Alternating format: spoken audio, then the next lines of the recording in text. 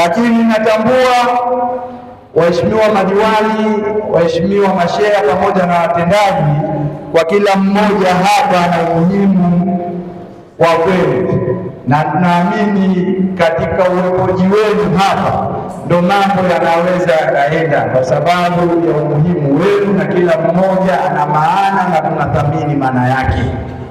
Hivyo tunachoomba kwenu ni ushirikiano, tuzidi kushirikiana jamani, tupendaneni, majungu tuweke mbali, kila mmoja akae katika nafasi yake, afunge mkanda, kwa sababu spidi tuliyokwenda mara hii ni spidi ya kipekee na spidi ya kisasa. Kwa hiyo mwisho wa siku nawaomba sana katika ushirikiano, nikiwa kama meya mpya wa mjini manispaa, basi nitawapa ushirikiano wa namna ya kipekee, na nitakubali kusikiliza kila changamoto yenu ili kuhakikisha mwisho wa siku mnaridhika na uwajibikaji wenu.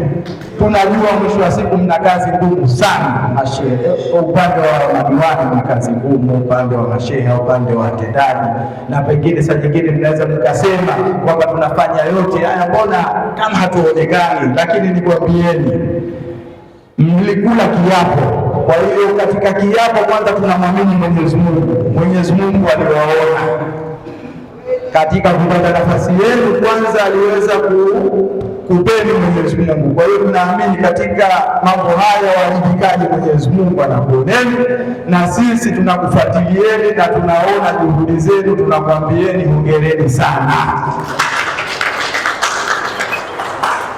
Lakini pia mheshimiwa madiwani na waheshimiwa masheha na watendaji, naamini hapa mtakuwa mwisho wa siku mna masikitiko, naamini hilo jambo, lakini kwa kukuambieni kwamba tutayasimamia masikitiko yenu na tutayatekeleza na tutakuwa pamoja kwenye hili. Waheshimiwa madiwani, endeleeni kuwa sauti ya wananchi. Waheshimiwa masheha, endeleeni kuwa karibu na jamii, maana tunaamini katika ukaribu wenu ndio maana leo tunaona amani ndani ya nchi. Na waheshimiwa watendaji, endeleeni kuwa mstari wa mbele kuwakilisha sera na maamuzi yanatekelezwa, maana tunaamini mwisho wa siku watendaji nyinyi ndio tunawategemea katika kutekeleza maamuzi na sera ambayo tunayoongea hapa.